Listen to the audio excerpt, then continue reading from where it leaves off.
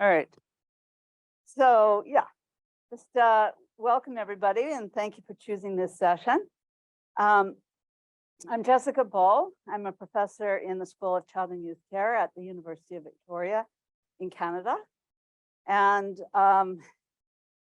I'd like to begin by thanking the students that have graciously volunteered their time to help orchestrate the sessions for this conference. And yeah, so I've been involved with the father involvement movement for 25 years here in Canada and to some extent in my international work around the globe. And I have also been very pleased to bring along some graduate students into the father involvement movement. And one of them is here today, Jessica Pratezina. And so Jessica and I are sharing this presentation today. Jessica has just embarked on her doctoral work in interdisciplinary studies and sociology and child and youth care at the University of Victoria in Canada. Yeah, so having been involved with the father involvement movement for so many decades, I thought that, really reflecting back on what have we achieved and how are things changing? The answer is really not much. So the title of our presentation is Gender Equality Denied. And what are the social forces that impede positive father involvement, and what are some steps moving forward? So next slide. So some things to think about are, what are the social conditions that prevent fathers from being as positively involved as most of them want to be? What are the social conditions that we need in order to remove barriers to positive father involvement? And what does this have to do with gender equality? Next slide. So that's the main focus of this presentation today, and a lot of the work that many of us have been doing here in Canada. I'd like to also, before I go any further, acknowledge the territory that we're privileged to share today, and acknowledge that this is land, that for thousands of years has been the traditional land of the Huron-Wendat, the Seneca, and the Mississauga of the Credit. And today this place is still the home of many Indigenous peoples from across Canada. And, we are grateful to have the opportunity to gather on this land for this conference. Next slide. So, reflecting back on what has changed, where are we at with supporting positive father involvement, we have to say we're really in this country, and I would argue in most countries around the world, we're really missing the mark. Despite some increase in fathers' time in, for example, direct childcare and household tasks, mothers still do far more.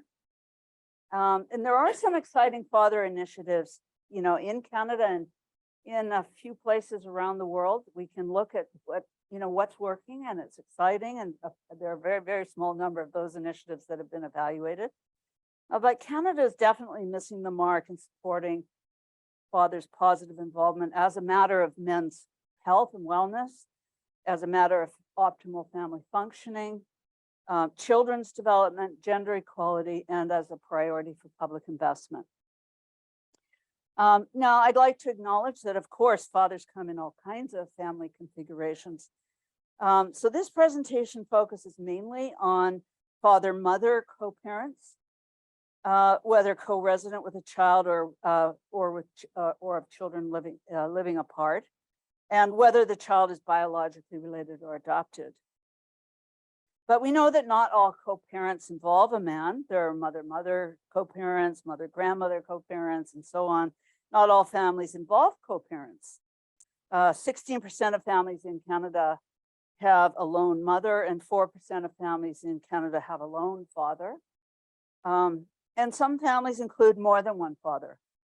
And fathers and father figures may be stepfathers, social fathers, part-time fathers, or grandfathers. But generally, so, when Jessica and I are doing our work, we are specifically focusing on this subgroup of mother-father co-parents. But, recognizing that is not the only family configuration. But I think we are missing the mark in supporting fathers of all kinds, including social fathers. So what is the mark that we're aiming for? Well, basically, we're aiming for father inclusion, especially in the transition to parenthood, father inclusion in all aspects of co-parenting, and support for lone fathers, in support in learning about direct childcare and doing direct childcare, housework, what some people call domestic labor, in family management, in the indirect contributions to raising children, in satisfying relationships with co-parents, equitable access to services and supports for lone fathers, as there are for lone mothers, and gender equality for men and women. Gender equality is one of Canada's Sustainable Development Goals for 2030, and one that the Liberal government has especially prioritized. Sustainable Development Goal number 5, which is gender equality. But the government has focused on funding for investigations of murdered and missing Indigenous women, and has not, which is great, but has not thought about gender equality in the broader sphere of domestic and family support. So, sadly, there is no evidence that our provinces, territories, or the federal government cares. Where are we now? I think you skipped a few slides. Oh, maybe not. So there's no evidence that the government cares. And, even though dads care, mothers care, children care, the Canadian government does not seem to care. And in fact, there have been successive father involvement networks in some provinces, and they've all gone under, with the exception of in Quebec and Ontario. And those are the only jurisdictions that have dedicated funding. And for example, in Ontario, it's $55,000 a year for all of father support, and it all goes to one organization, which is a wonderful organization called Dad Central, and anybody that's interested in fathers in families should definitely check out the Dad Central website. But $55,000 a year doesn't go very far. So we also know that Public Health Agency of Canada, for example, has acknowledged that 95% of participants in baby care in things called parent education, parent support, parent services are in fact attended by women. And, in any other program, this would be called discrimination. That 95% of the budget is going to one gender and at the exclusion of the other. So the lack of fathers benefiting is hidden by the misuse of the word parents. If only mothers are attending a program, then call it mother education, call it mother support, call it what it is, that it's only for mothers. Or only mothers are benefiting because they're designed to only benefit women, instead of calling things parent, and hide the fact that no men, or very, very few men, are actually beneficiaries. So fathers have been falling through the cracks for decades. They haven't been prioritized. When we ask the federal government, why isn't there any dedicated funding for father involvement, they'll say, well, it's not health, and it's not education, and it's not employment, and it's not housing. So really, father involvement doesn't belong to any sector. So there's just no funding. And, except for certain equity groups. So as a society, family failures involving a father's behavior is often construed as an individual or couple problem. And, fathers who are not supported to learn fatherhood are often blamed for doing it wrong, or acting like another child in the family. How many jokes are there like, I have 3 children in the family, my son and my daughter and my husband. Or being deadbeat dads. When couples struggle to figure out satisfactory co-parenting roles, what is really most often a social problem is reframed as a relationship problem. this couple just couldn't solve their problem. But there are solutions. Not sure where we are. Oh, if fathers, where are we in this?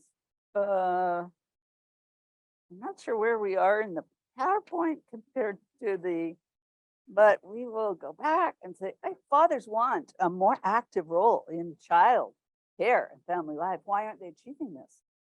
What fathers face, fathers and their co-parents or extended families face a veritable tsunami of powerful social forces that work directly against fathers and mothers from achieving the goal of full father involvement and responsibility in caring for children and managing family life.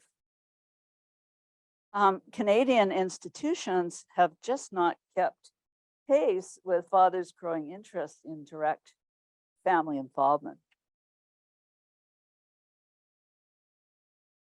So here is an image of, let's see, I'll just go over, the funding desert to support father involvement. There is a funding desert. There's the maternal and child health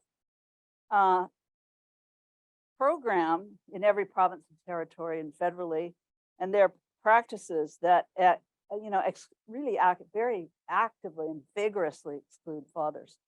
There's parental leave and other employment policies that are detrimental to men's involvement. Outdated father images in media, like in sitcoms and in advertising, peripheral roles in parental and public health literature and websites, mother-centric practitioner training, retail marketing to mother care, gender stereotype toys and activities, and traditional gender roles in early childhood programs. So, there is this tsunami of social forces that I think really work against us making more gains in Canada and elsewhere toward supporting positive father involvement. But there are solutions. And so I'll just go very quickly through what some of the solutions are. And maybe you could re-up your phone so I can tell what time it is. So the funding desert to support father involvement. As I've said, there's no evidence that the provinces, territories, or the federal government care, except for in Quebec. And we'll just go to the next slide, next slide, next slide, next slide,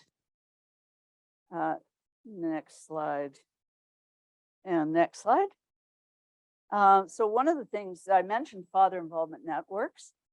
One thing would be that the provinces could fund a father involvement network in every province and territory, with at least 2 full-time staff and a budget for a website, travel to communities, for workshops and events and marketing and resources. We could have, Elevate Dad Central, for example, to become a national father involvement consortium for leadership development, policy advocacy, professional training workshops, and research to build evidence-based practices, as well as liaison with national father involvement associations in other countries. And we could earmark, if the Public Health Agency and Health Canada are acknowledging that 95% of their budget goes to benefit women who participate in their programs, could 10%, even 10 or 11.5% of the budget be earmarked for father specific initiatives? Next slide. I do believe, as somebody in the field of public health, I would dearly like to see the whole national program of maternal and child health change its name to family and child health, or maybe parental and child health, although as I mentioned, that can hide the fact that it's really very mother-centric. But family and child health, that would make Canada a world leader, because there's the proliferation of maternal child health programs in almost every country in the world, all very mother-centric. And this would also advance our progress on SDG 5 and 10. In programs, we could use father inclusive language. and not all 4 moms. We could include some father-specific topics, that not all topics have to do with breastfeeding and how you're going to get the baby out. And we could have father advocates and father navigators on staff of maternal child health programs, and include something for fathers in welcome baby kits. How many welcome baby kits are, full of things about, they're really just directed at mothers, or those little booklets that say, "Are you my mother?" And nothing that says, or is there a man in this person's life? Next slide, paternity leave. We could advocate for 2 to 6 months of non-transferable paternity leave, including for adoption, that has to be taken within the first 5 years of a child's birth. This is what's done in Sweden, and it enables fathers to be actively engaged during early family formation, including in the care of newborns as well as older children. Another solution, regarding work-life balance policies, we could advocate for gender-neutral workplace policies like flexible working hours, working from home, part-time work, office daycare, no penalty leave to attend to a child's emergency, sabbaticals, work-life balance, and counseling. Another solution would be for organizations to give an award on Father's Day for ads or social media and magazine images that promote real dads' positive involvement in direct care and housework. So I've included a couple of websites here that you might like to take notice of. Another solution would be to rebrand dads as competent. And acknowledge a growing number of stay-at-home dads in diverse families, not only among gay co-parents. Complain to advertising standards boards about dad-demeaning ads, and submit photos and stories about competent dads to newsletters and newspapers and magazines. I mean, when you start to do an analysis of social media and news stories, there's an overwhelming representation of dads as irresponsible, as illegally, irresponsible co-parents. And we know that this happens, but it does tend to paint all fathers with the same brush. So I think I'll just jump ahead to a slide about vocational training. This is something that I'm very invested in, having spent 30 years in professional education for early childhood educators and child and youth care and child protection workers. Our students get very, very little about men, period. And about how to support men's roles, how to pay attention to the fact that there might be a man in the room when a child is apprehended, what's happening with that man, how to support, how to support men in the transition to parenthood and so on. So there's so much more that could be done in professional training programs. And I know I'm using up a lot of my time here, so I'll just jump ahead and say, finally, there are solutions to the tsunami of social forces that mitigate against us making the kind of progress that we profess to want to make, and that most fathers in Canada want to see in Canada and around the globe. But we need a whole family, whole community, whole of society approach. Multi-actor, multi-sectoral engagement at the national and local level to promote positive father involvement and gender equality. A whole of society approach can support fathers' aspirations to be fully involved as equal partners in childcare and home life. It can help to prevent family conflict and dissolution, promote gender equality, and help Canada to achieve Sustainable Development Goal number 5. So I'd like to thank you, merci beaucoup, for choosing this session and for your attention during my presentation. Thank you so much. And then refer you to our websites. We have, Jessica and I have just produced a podcast that features couples telling their stories about trying to move toward greater gender equality and direct childcare and housework during the pandemic, and some success stories there. And so you can look at that first website. I also have a large website. You know, I did spend about 20 years doing work with First Nations on support promoting Indigenous father involvement. And so my work is on the ECDIP website, as well as a lot of other material about the father involvement movement in Canada. And I'll just point out that in the other room, I've put this pamphlet that many First Nations asked me to create that is about, you know, is it just a little encouragement for Indigenous fathers to get more involved, and it opens out into a little poster. So I brought that along for people at the conference to take as you wish. Thank you so much.